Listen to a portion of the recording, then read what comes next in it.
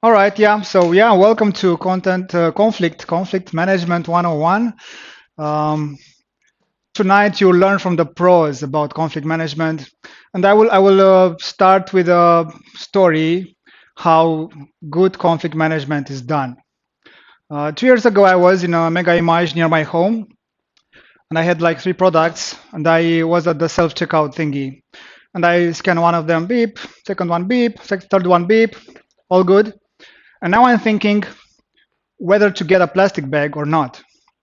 On one hand, I have this carton of eggs, who I know it will spill inside of my car and it will ruin it entirely.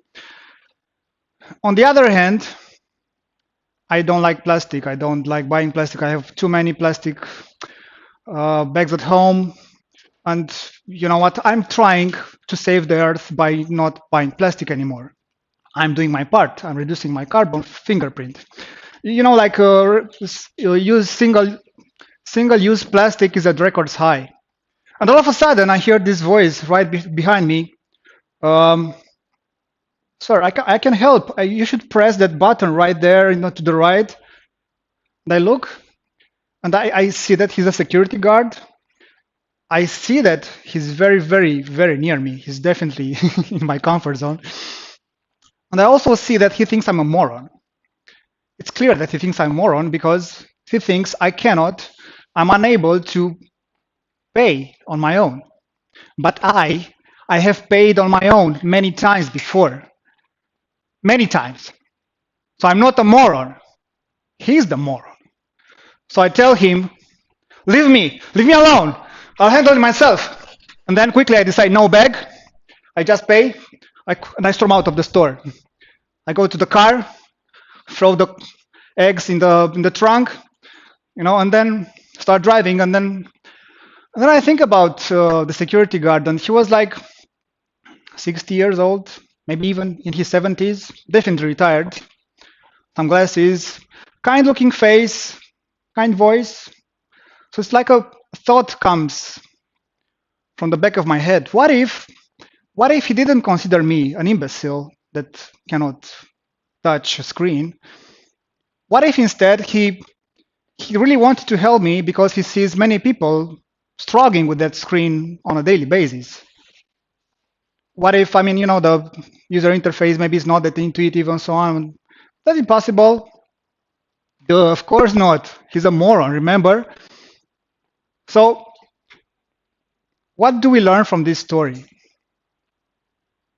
First of all, I say, like when there's no conflict, you should create one. How can you manage a conflict if you don't have a conflict, No, just kidding. So the idea is don't create a conflict. If there's no conflict, no need to create one. If there's a conflict, don't escalate it. That's the first thing. The second thing is when in a conflict, we are stressed. We don't think straight. And sometimes there are some things that trigger us to go into that mad state.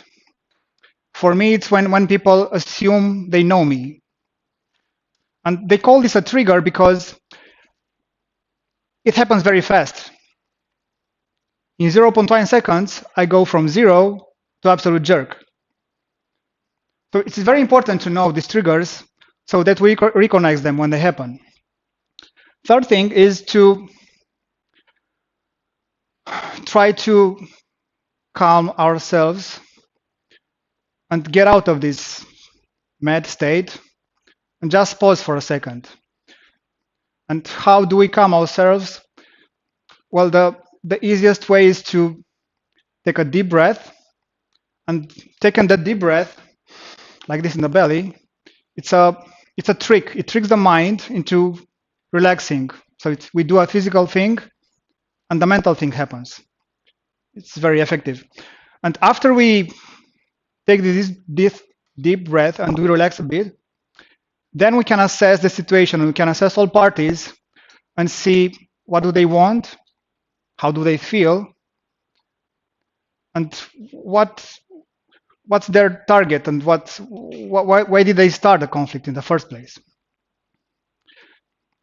Um, and the last thing, well, yeah, and for this one, you can use a tool. It's called empathy. It allows you to see what other people think and feel, but you can use it only if you are in a relaxed state. So yeah, use it. And the last thing is retrospection. So after the conflict, you can take a look in retrospect and see how you could have handled things better. And the next conflict, you'll be better. So in short, I want to leave you with the first one is leave your ego at the door. Not everything is about you. Second is know your triggers and what when do they appear. Third is take a deep breath. Fourth is use empathy.